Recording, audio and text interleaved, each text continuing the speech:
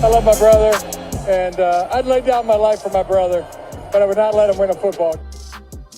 I hear that. I feel that. Kevin Danger, Hanzus, my brother, wherever you are, I would die for you, but I would not let you beat me in wiffle ball. Dan Hanzus here with Marc Sessler. Heat in that call live. Reaction after a 30-23 Ravens victory over the Chargers, closing out Week 12. A victory that moves the Ravens to 8-4, drops the Chargers to 7-4, and moves John Harbaugh to 3-0 against his little brother Jim. That's weird to me. That's weird to me that Jim is the younger one. That's something that I struggle with.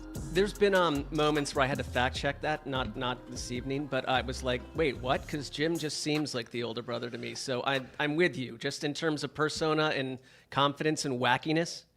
Can I admit that as someone who's covered the league since 2010, which spans the entire Jim Harbaugh history as an NFL coach, I did think he was the older brother until it came up in the show. Or maybe I knew in 2013 we were at the Super Bowl and all the madness around that. But back then they didn't seem so different. But Jim definitely has the older look now, and John is one of those guys that annoyingly doesn't age. And so it's a little more stark now. So, I have an odd memory of Wes and I having to go to the Ravens and 49ers coaches, press conference that they would do. And it was held at a raucously early hour of the morning. And, Wes and I had been up to a raucously late hour of the evening. And so, I don't know if I picked up any facts during that press conference that you might have during that week. So it might have slided by myself at all that Jim was the younger. It did strike me in the pregame conversations with ESPN that Jim Harbaugh does seem like a different dude now. I mean, The Jim Harbaugh at that press conference you're referring to was so tightly wound that it was almost impossible to connect that they were brothers, because John was kind of so steady and Jim, you could tell, was so tight going into that Super Bowl. But, let's get to this game. Let's talk about this game. We're going to get also to catch up on some league news after this, as we have a live show. We also have a lot of people in the chat right now, which is pretty cool because it is not early on the East Coast. It's in the middle of the night overseas. So very cool. Thank you, everybody, for checking in. This was a game that the Chargers got out to a fast start in. But you know what, Mark? It reminded me ultimately of what we watched in the same building last night, where an Eagles team that is very much a real contender in the NFC kind of choked the life out of a Rams team that wants to be seen that way but isn't quite there. And I don't want to write off the Chargers after this game, but there seemed to be a real difference between these teams once the Ravens started to flex their muscles and the Chargers just having no answers. It really, I thought, when you try to figure out what is the hierarchy in the NFL of the true contenders right now and the teams that are below it, I saw it in this game, and there's a separation between these two squads.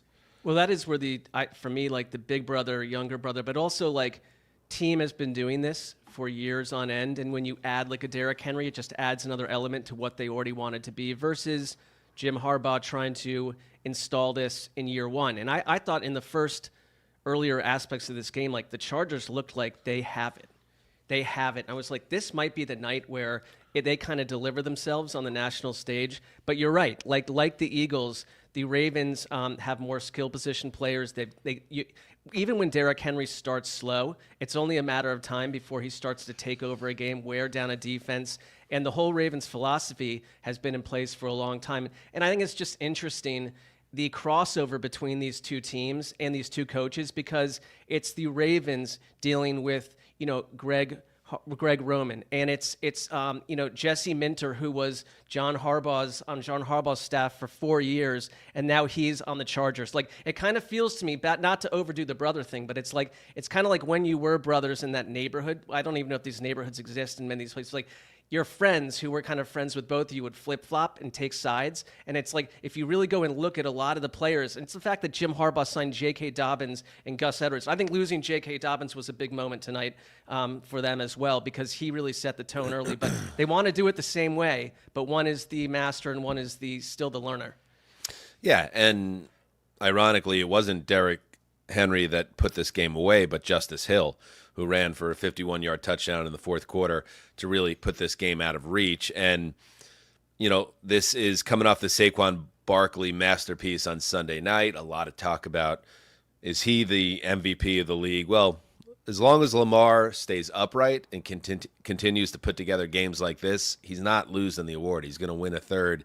He threw 2 touchdown passes, ran for a score. A good stat by ESPN at the end of the telecast that Lamar Jackson is now 18-4 following a loss. So he's one of those guys. He just, you can beat them, and certainly they can be beaten in January. It's happened repeatedly, and again, the test will come for these Ravens. And we could talk them up as much as we want now, but everyone knows this season will be judged as a success or failure, not by their regular season record or whether or not they win this division, but if they can get over the hump and get to the Super Bowl with Lamar, which has never happened.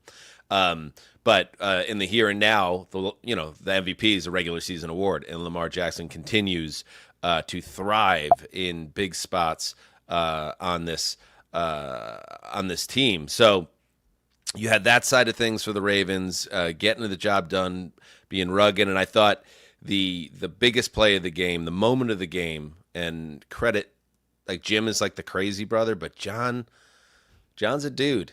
John Harbaugh is a bad man at head coach. The Chargers are up 10-7. Baltimore has the ball at their own 16-yard line, 4th and 1, 2-minute warning, and we'll pull up the 4th down decision bot. They recommend to go for it. It added 2.3% win probability, which is kind of crazy because even 5 years ago, it would have been just heresy to say that you go for it in that situation and potentially risk giving the shortest of fields to your opponent. But what do? In a really smart, interesting-looking alignment, Mark Andrews takes the snap. He gets 2 yards, gets the first down.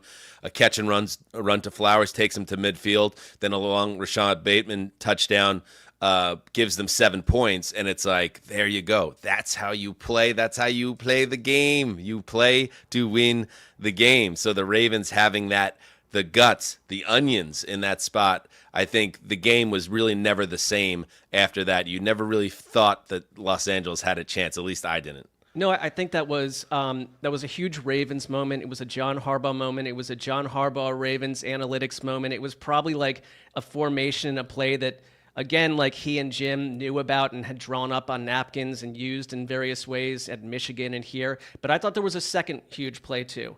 There really was in this because the Chargers were hanging around, and the second huge play for me was it's 23-16 in the fourth quarter. The Chargers have the ball, and they've got a chance to climb back into this, and you've got a wide-open Quentin Johnston, and it's a huge drop along the sidelines. He would have gone for major yards. That would have relit the candle for them, and so then they'd have to give the ball away, and that's when the Ravens' 51-yard Justice Hill score turns it to 30-16. And for me, it was like game over, and like Ravens just did what we needed them to do. I mean, yeah, Ladd McConkey is a keeper for the Chargers, but this team is in the same bucket as the Patriots, who I talked about on the Sunday show. The offseason directive is clear.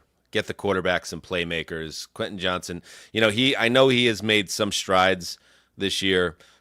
Former first-round pick. He's found the end zone. But he's got stone hands, that guy, and he's killing this offense in the crowd. I thought it was actually a pretty good crowd. The Rams crowd was kind of a disgrace, quite honestly, and with the Eagles filling up that building. But I know there were Ravens fans at SoFi tonight, but that was a pretty pumped-up Chargers crowd, and they gave it to Johnson after the last drop. I know it was a contested catch, but the last drop. And Herbert, he really is playing at such a high level, and I don't want to go overboard defending him because people have done that for years.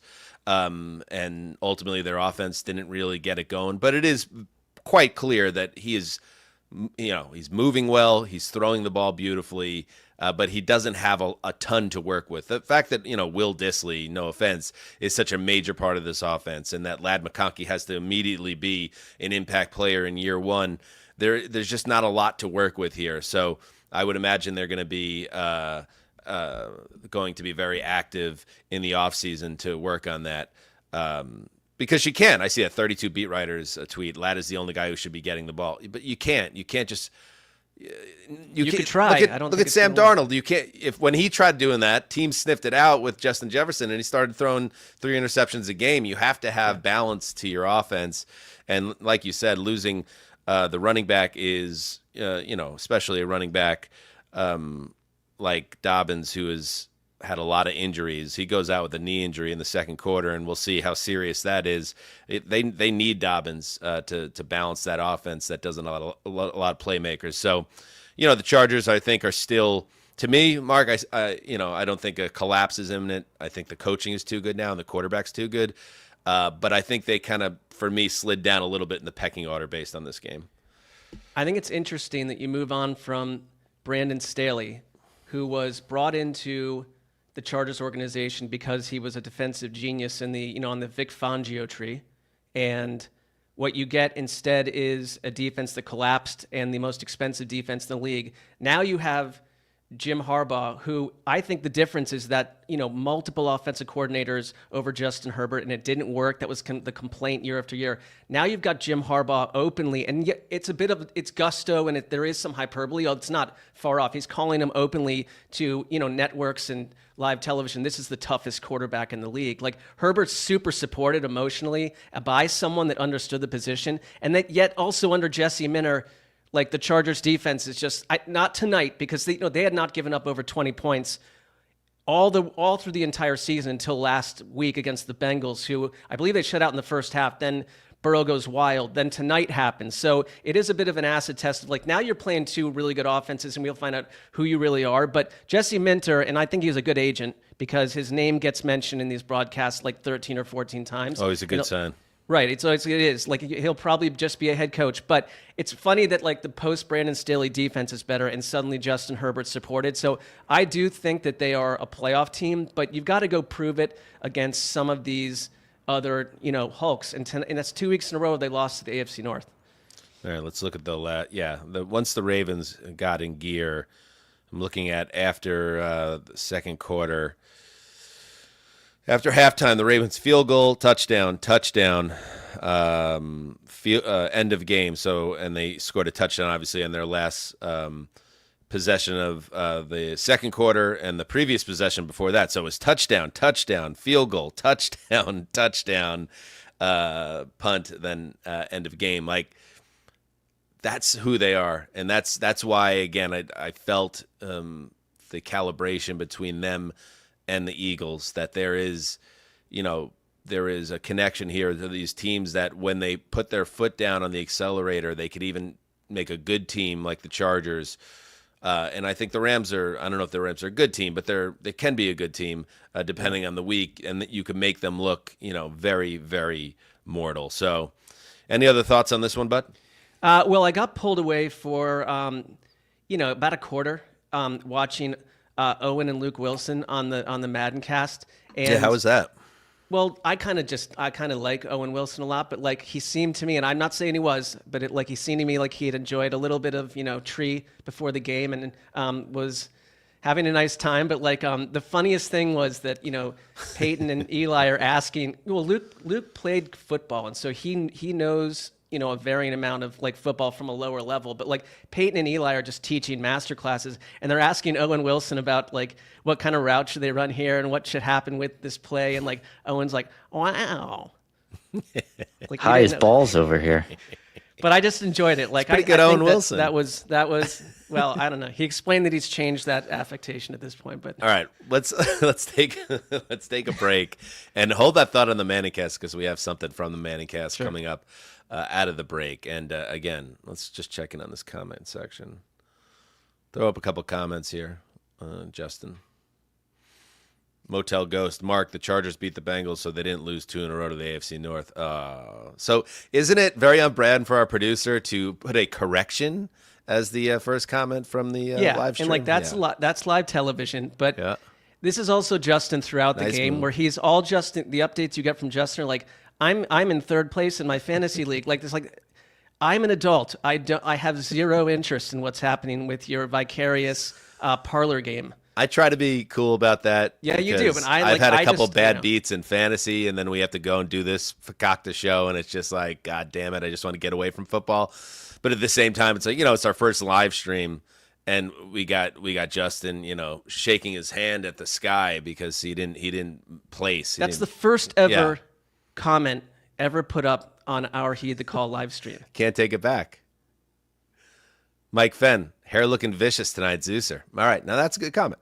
See, he's going to play up to you because, like, he understands how this. It's like, oh, stop it! Don't do that. Ding. See, now you're trying to take. I didn't do anything wrong. I'm not. If you have an issue with our producer, I'm not. Don't make me like complicit in his behavior because he. You know what I mean? Well, it's like Corvette mode. Mark needs an ASMR channel. I'm sure he does, guys. Like, I think I like that. I don't know what. I'm not the sure stuff that's going on with Sessler in Hollywood. I guarantee you, he has some type of channel that you could find. Maybe an OnlyFans. Just seek it out. Let's take a break. I don't have that. We'll be right back with the news.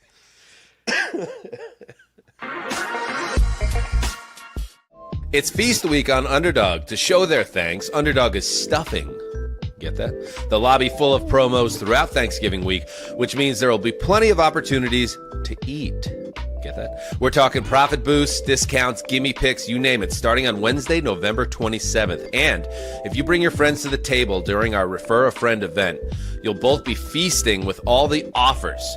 Just scan the QR code on your screen to download the Underdog app or sign up with the code HTC, that's us, and receive up to $1,000 in bonus cash when you deposit for our U.S. audience only.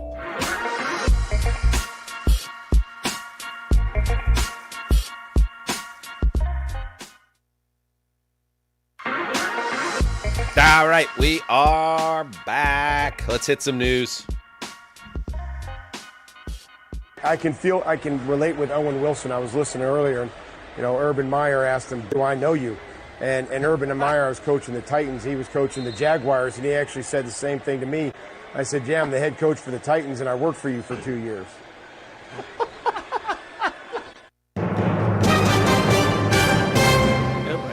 I mean, Urban Meyer, man. Somebody should do a documentary, and I hope they do. Whether maybe Simmons with HBO or a 30 for 30 on Urban Meyer in the NFL, and just what a goober. He didn't know who Mike Vrabel was? He's in his division. He was on his staff for 2 years. I think he implied it after that comment that that's how he introduces himself to almost everyone, but that in itself is insane. It just adds a chapter to the madness of this individual. It's a major La Raville Magnifico. Yeah, but it's like like the 1000th La Reveal. Right. But when you're I'm going to go kick my kicker during pregame. It's like maybe you are in the long. You should not be in this line of work. Yeah, perhaps. Keeps getting TV jobs over and over though. He does. All right, let's do some news. Let's start with my beloved New York Jets. There has been some depreciation on the love front, Mark, in all honesty. Like now, when that tweet came out earlier today that, because the Jets have hired the 33rd team, and that's Tannenbaum. We like Mike Tannenbaum. He's been on our show a bunch of times. Yeah. Former Jets GM, now has his own website, football analytics and in general kind of pop the hood coverage of the league from a lot of different angles.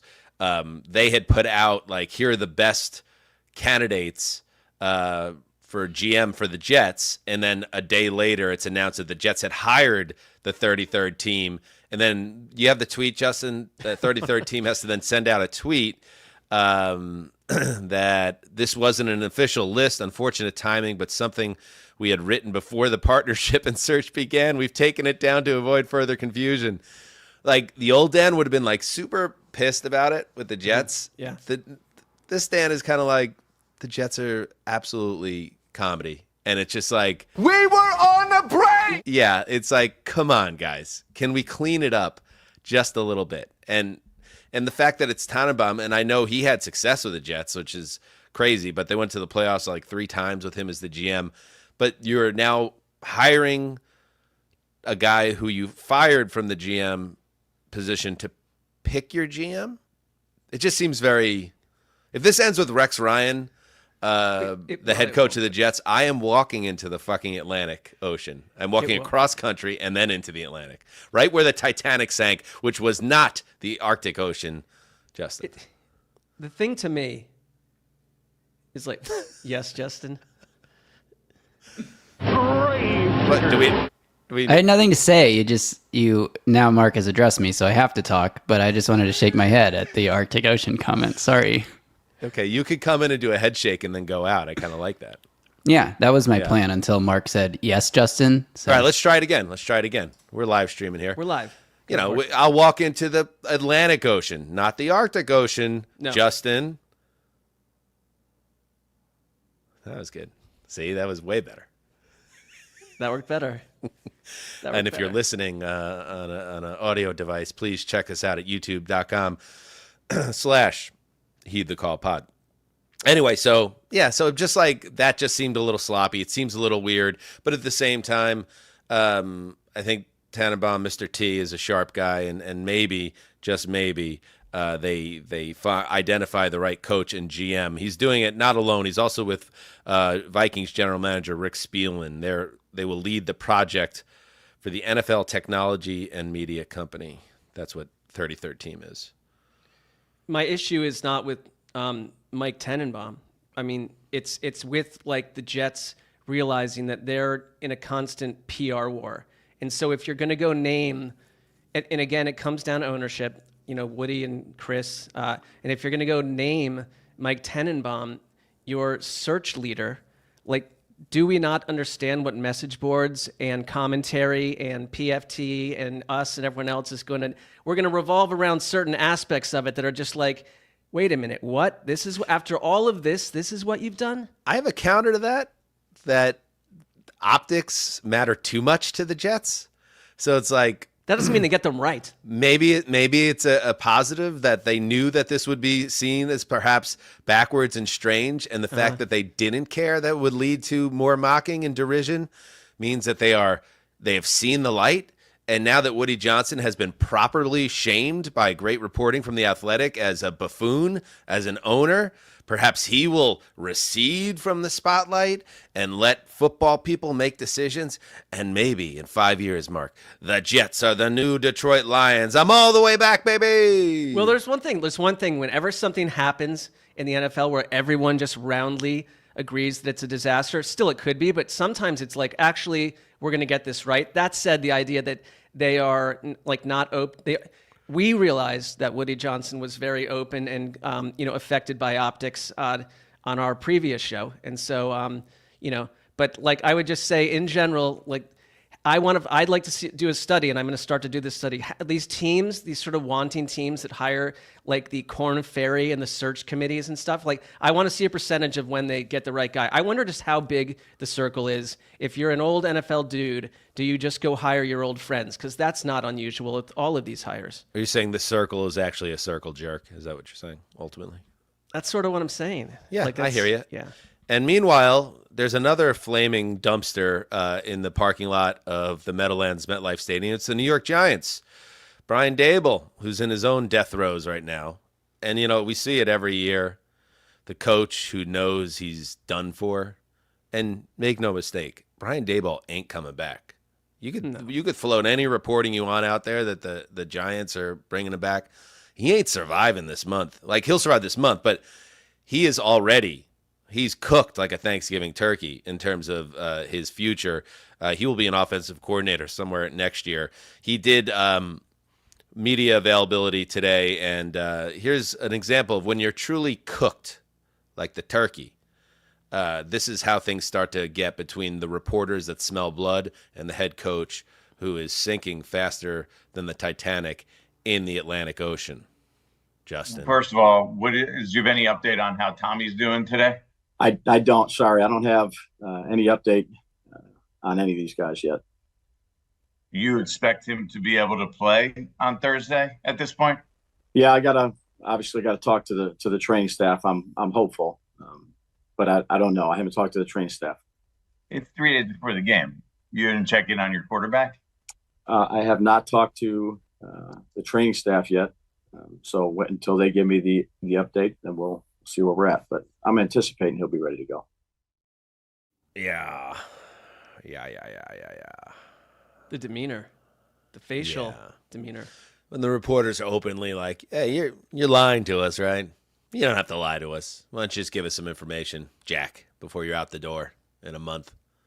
Tough spot for Daboll. No. And speaking of Giants quarterbacks, Daniel Jones has cleared waivers. Not a surprise given his salary.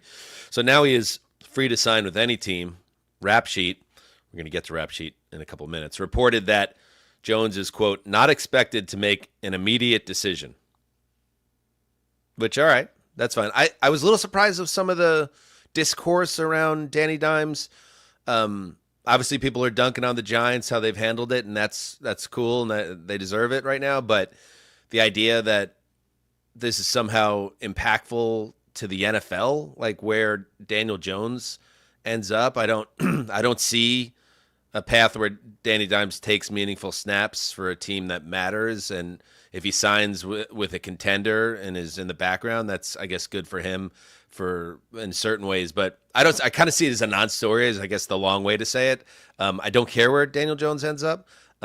Flash cut to him playing in the Super Bowl, but like, that's where my feeling is. It seems like not a compelling story. Like, where will Daniel Jones wind up after his release from the Giants? I don't really care. Well, when I read from Rap Sheet is not expected to make an immediate decision, all that tells me is there is not an immediate desire for him to make an immediate decision by anyone. I mean, if you look up and down the league, unlike some other years at this time, there really aren't that many options. There was some whispers that like he wasn't interested in going to the Raiders particularly, but I would even say maybe the Titans, but they've got their quarterback to look at right now. So it's like, what do you go interrupt? Like, what do you interrupt if you bring in Daniel Jones? He'd be one of the best backups, though, if you wanted to secure him for. Would he? Like, is that even true? I think so. Now he'd be one of the best backups. Everyone was basically saying he's the worst quarterback in the league. I mean, I do think I think starting experience alone makes me like a backup quarterback, and like he's got a lot to like, but he's got a lot to not like.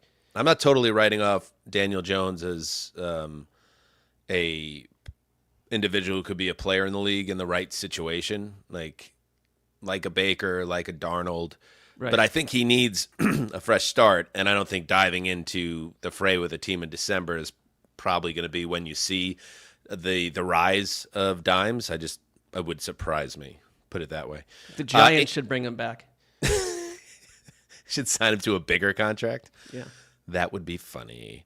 All right. In other news, I was tasked with the coverage of Vikings-Bears yesterday. It was a great game, back and forth game, wild ending. There was a play in the game when Jordan Addison caught a ball down by the sideline, made a man miss, and then scattered 70 yards nearly down the sideline, and then it was challenged by Chicago that did he step out of bounds, and then that led to a review of the camera footage, and then it turns out that the boundary camera that gave you the definitive look that he did stay in bounds, and it was upheld that he was given the full 69-yard gain, but that was not allowed to be used throw up that prayer tweet so people could see the play.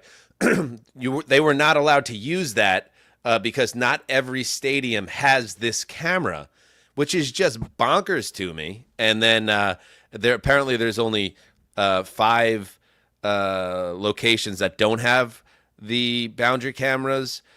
Still missing the 12 end line, goal line, and sideline cameras are New York, of course. I mean, How could anything with the Jets and Giants? That's not a stunner to us. Be done well this year. LA, what are we doing? Chargers and Rams, so there's 4 teams. Jacksonville, Tampa Bay, and Miami. So there are, 2, 4, 2 plus 2, 4 plus 3, 7. 7 teams don't have the boundary cam, but they're going to work. They're efforting to have those cameras set up. That just was like hearing Mike Pereira explain it. It's like one of those things where it's like, this is a bad look. league. Let's clean it up. And I just want everybody to know that we should have boundary cameras, but it took the NFL's operations basically being trashed on social media on Sunday to make it happen, it appears. It feels like every week we get some new wrinkle from behind league walls that reveals something that's not been run well, but we've got to then we're like forced to kind of even wrap our heads around it, like unfurling these video cameras on a rolling, like a rolling admission for college almost. Like, we'll find out if you get in or not. But it's like, I think some of it wasn't meant to be installed till next year, but I can only imagine when they asked Mike Pereira, like maybe Mike Pereira is an all-seeing sort of deity and he knew the answer, but like I would be seeing him call someone and be like, why aren't these here? Like, what the hell is going on here? But not like they'll come in time, but this feels like a slight disaster, another PR disaster. That seems to be the theme of the show. In injury news coming out of Week 12, we mentioned Gardner Minshew out for the season with a broken collarbone. Antonio Pierce said Monday that Aiden O'Connell is trending toward a return. Wow, pinch me. They'll evaluate later in the week to see if he's ready. If not, Desmond Ridder will start for the Raiders. Yikes, the Raiders who are on a 7-game losing streak. Bad news for Brandon Graham. It didn't look good based on how he was conversing with teammates at the end of the blowout win over the Rams. And sure enough, he is out for the year, season-ending triceps injury. So Graham will not be along with the Eagles as they look to get back to the Super Bowl. Jaguars coach Doug Peterson told reporters that Trevor Lawrence will practice Monday and the team will make a decision later in the week about his availability. Lawrence has missed the last 2 weeks with a AC joint injury in his left shoulder. The Colts wide receiver Josh Downs, who left Sunday's game with a shoulder injury, week to week, considered a long shot to play against the Patriots. Rap Sheet says it is not a major injury, but one that could keep him out. Texan safety Jalen Petrie is expected to miss multiple weeks with a partial pectoral tear suffered Sunday. Pellraiser reported no surgery needed right now, or they don't believe. Buck safety Jordan Whitehead is feared to have torn his pec. That would end his season if it's the case. Rap Sheet said he's getting an MRI to confirm the diagnosis, and the latest from the 49ers injury wagon. The team will open linebacker Drake Greenlaw's practice window to return from his Achilles tear this week. Remember Greenlaw in the Super Bowl, running off the, he was standing on the sideline, and then as he was running to take the field after a change of position, blew his Achilles last year. Unbelievable. He will open his practice window to return. I think they have 3 weeks once they open that practice window to either activate or shut him down. And Brock Purdy did some, quote, light throwing Monday. Everything went well. Well, at least something's going well for that's a long list of maladies. I think the Brandon Graham one is most impactful. Like, we talked last night how deep they are all over the place. He's sort of a spiritual leader of that team. They don't have a lot of pass rushers, and so Bryce Huff is on IR. So that's the one position group that's kind of not gone according to plan. And he is going on to his 5th decade not too long from now, and was playing great. So I would like to see how the Eagles handle that. As for Trevor Lawrence, why? Why for anyone Because involved? he's a professional football player, and he ended last season on injured reserve, and he wants to play. And it's more like a Mark take. They probably want him to play. I don't see why he needs to do it. It's like the coach is going to be gone. Like whoever wants to go there doesn't want to find out that he gets like some sort of knee injury like in late December, and then that new coach has to deal with it. Like, it's why? just a thing. Like when you're paying a guy like $40 million, you would like him to play. I think it's under Unless that you're umbrella Daniel Jones. For the cons. I'm going to fly up a message here from our chat. Good job, everybody, by the way, and thank you again. Graver needs more screen time. Graver, there you go. The people have spoken. I'm bringing you in because it's time. What's that, Mark? Unless that's Graver with some sort of second Graver account, feeding our feed with his own tweets. You see what he thinks of you, Justin? I'll take the foot off the gas, but it's just like, please. All right. I think that's an intelligent person who knows who's running the chat and wants to see their comment put on screen, cater to the right person. Well, and maybe it's Machiavellian. Yes, okay. But yeah, anyway, it is time for another Zuzzer Media Minute. Ah, yeah. See, what makes this show different is the yin, the yang, the highs, the lows, the what have yous. and our ability to both be a part of the media and then step back and cover it from a different angle. With that said, I want to play something that struck a chord with me, put it that way, Mark, on NFL Network after the news around Mike Mularkey duping Ian Rappaport with a fake scoop back when he was the Titans head coach, soon to be fired. Let's play that, and this is about 2 minutes long, but I think it helps set the table for our conversation, Mark. So maybe it's the Zuzzer Media Minutes, but let's get to it. After the 2017 season, in the 2018 playoffs, I reported a couple different times the Titans were expected to fire Mike Mularkey. And then I got a tip from a very trusted and reliable source that he was actually getting a contract extension after a playoff run. I reported it. He was fired the next day. It has been one of the biggest mysteries of my entire career, and now it has been solved. Go. I knew they were going to fire me, so Sunday night I called Ian Rappaport and I said, "Hey, I don't know if you know this, but I'm going to break it to you. But I'm getting a new contract in the morning," and he reported that it was all over the country. I was getting a contract in the morning, knowing that I was going to get fired. But I just wanted to see the faces on the owner and the GM who was out to get me, and I'm pretty sure I got him for a minute or two. That's amazing. That is awesome. That's amazing. That was the Brandon Austin show on Action Sports. Those guys yucking it up. Pretty funny for them, I guess, if you don't care about accuracy and taking someone's reputation and rubbing it in the mud. Everyone said Mike Mularkey's a good guy. He always was to me. I liked him. Thought it was very respectable. That is not cool. That's not funny. I was a younger reporter then, and the amount of online hate and ridicule I got because Mike Mularkey thought it'd be funny to get back at his old boss, it was not fun. So I don't have much to say. I don't blame Mike Mularkey. But I want to.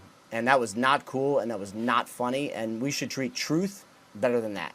Mike? I agree with you. I also think that Ian has learned lessons we've all learned lessons along the way, but modern day Ian would not have been a fallen victim to that. You learn hard lessons along the way. That was one of them. Yeah, not cool. I get it. Supposed to be a trusted source. See, I'm sitting here and I'm like biting my lip because you're right. Not cool. Don't do that. Don't lie to reporters. Don't make them look bad. But it happened to Ian, so like it's a little funny. It's one of those things like we got enough distance now. It's been like 6 years. It's like it's just tiny bit funny. All right. So I have a few problems with this whole saga, Mark. One, Mike Mularkey. I mean, bro, fuck off. You know, like he threw a young reporter under the bus for no other reason than to get his kicks against an employer who he knew was about to fire him. And to me, like, it speaks to the overinflated egos in the coaching ranks of football. We mentioned Urban Meyer, so, you know, tying it all together. There are a bunch of Bud Kimballs who see themselves as the center of the universe. And it's just like, it's that to me, I was like, okay. So I had an issue with that. And that was a major issue that Ian had to deal with, and it sucked when it happened, and I'm guessing it sucked this last week when Mularkey did that show, and people are trashing Ian for not source checking and, you know, not having a real job or all this like kind of BS for a guy that is a hard job that he has, and it's one where you have to put your whole life into it, and you're messing with his reputation the way you handled that. But the final part, Mark, that bothered me. The biggest issue for me was the reaction from Ian's own team, specifically the way Pelissero tagged what was a quite sincere Ian moment there by, you know, kind of smirking through the whole thing. And listen, like, I get it. Like, there's a way to kind of be a dick in a fun way or just be a dick to be a dick. And I could tell that was the latter. And I don't know what the vibe over there is, but it did remind me with what we do, home team, what I say with my family, like home team, you support your home team. If Mike Mularkey duped you, Mark, and I know you wouldn't get duped by Mike Mularkey, and certainly I wouldn't do it because I triple source. But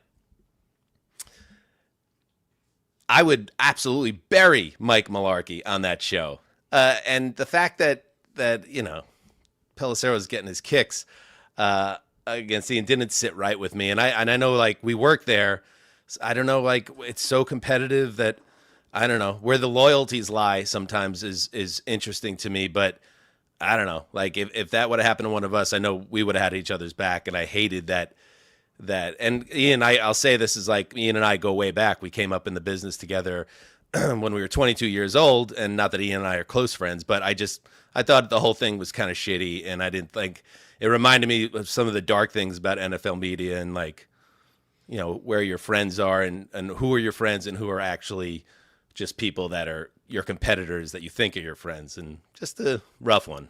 Yeah, like there were like, I can think of so many mensches in that newsroom that we worked with for a long time, like people that did have our backs in situations. But then when you leave, you kind of find out a lot. Let's put it that way. I'd start there, but I'm with you in the sense that, like, for me, what Mike G said was more instructive to the people forced to be watching this show to begin with. Like, this is like, go have this conversation at a bar. We don't all need to be watching that. But Mike G responded, I thought, to Ian, it mattered to Ian, and Ian is he takes his job very seriously, and he gets like 90, a large, vast majority of what he does right. And Mike G was packing that into all that, and how we grow is in what we do. And I guess that was like the little quip at the end, but like, this is not a laugh factory for us or the viewer. It's kind of like, let's get through this to whatever the next show on this station is. But like, I'm with you. I see where you're coming from. And I kind of just like, not often, but we were on some of those shows, and like you become a bit of a different character sometimes, like, versus who I'd really want to be. And that's what I don't miss. I think I'd rather be myself and be real as much as I can. I also think that Mike Mularkey's comment kind of could have sat there with no response by anyone, because he comes across looking like a complete doofus. So it's like, he spoke for himself, Yes. And so it just, for whatever reason, it did strike a chord, just because of our proximity to that world and the summer that we had. But like, have the back of your team. Like, I don't know. Maybe I grew up in the part of the country where everyone saw Godfather too many times. It's like, you never go against the family. You got to support your guys. And that's why I love you. Well, vice versa. Yeah. I think that's what he said in Ghost, Ghost, the CBS sitcom? No, the actual film where, he said, the Swayze character. Yeah, like, I think, she says, I love you, and he said vice versa. Because he said ditto. Oh, ditto. Well, leave it to me to get maybe vice versa would have been better, though. I don't know. I feel ditto is pretty good. Let's check in with the chat before we say goodbye. Good app of the Media Minute. I thought so too. It was pertinent. Yeah, Britney Spears, not Britney Spears. Okay, but it'd be interesting. It'd be incredible to learn that the pop star Britney Spears was an every episode viewer of Heed the Call. Dan and Mark do look better than they ever have. Thank you. These are our revenge bodies. That's also from Justin. Corvette mode. My wife said Mark needs to undo another button. Should I be concerned? Absolutely. You should be concerned. Colton Ketter. I showed my wife the gravy boat drop today, and she instantly hated it. Well, it has that effect on women. One more. Mario Baraleza. See that man. That's a guy that understands, never go against the family. That's right. The helmet is spinning extra fast this week because the Titans won. It does. And again, people want to say that it's impossible that it could be running on magnets, but I have it on good authority it does. And it is moving. It moves faster when the Titans win. There's no doubt in my mind. Funny, I had to respin it today because I accidentally bumped my shelf back there. Don't. You got no. You See, had it. You had it. Yeah. All you have to do is not say anything about the helmet because it's its own thing. It has its own force of gravity, its gravitational pull. It's iconic. So when you say things like I bumped into my desk and it knocked it off the magnet, it no longer feels special. And if this wasn't a live show, I'd demand that we scrub it from the show, but now it's in the show. I can cut it from the audio podcast. I just said that to say, like, maybe it actually is, there's a chance spinning faster than usual. I don't know. All right. Good stuff. And that was our science moment. Exactly. Thank you to everybody who checked in on the live stream. And we're going to, depending on how things go, but I thought this went well. We'll continue to work this in, certainly for the primetime games, and maybe depending on if we feel like we have the bandwidth to pull it off, maybe even the Sunday night show, which would be nice to kind of get up to you guys in the moment. So thank you to everyone for the support.